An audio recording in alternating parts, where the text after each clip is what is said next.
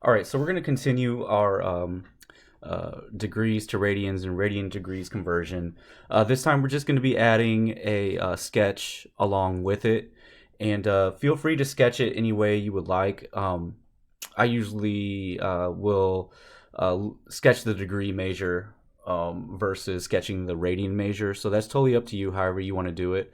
Just make sure, though, like with like numbers 5, if you sketch that negative 50 degrees, just make sure that you also convert it to radians, like the directions we're asking. What I'm going to do is go ahead and cover number 4. And this skills practice should be pretty straightforward from what we've been doing the past couple weeks. So what I'm going to do is I'm just going to go ahead and convert this radian into degrees. And if you want to actually sketch the radian part, the radian version of it, I'm fine with that also. Feel free to choose whatever measure you want to sketch. So we're just going to go ahead and convert this to degrees. We're going to cancel out the pi's, and we end up with 360 over 3.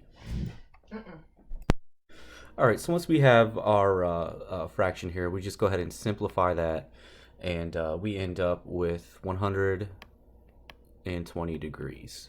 All right, now sketching this, if you want to print this out and use a protractor, you're perfectly fine. If you don't have a protractor, you can ballpark it, because we know that it's going to be in between this quadrant right here of quadrant 2. So let's go ahead and put our first side out here. All right, and 120 I would say would ballpark about right here.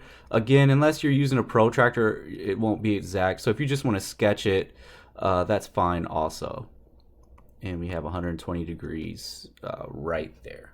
So with the rest of those, you can just kind of ballpark where they would be. As long as you got it in the right quadrant and kind of an estimated look of 120 degrees, you should be good to go.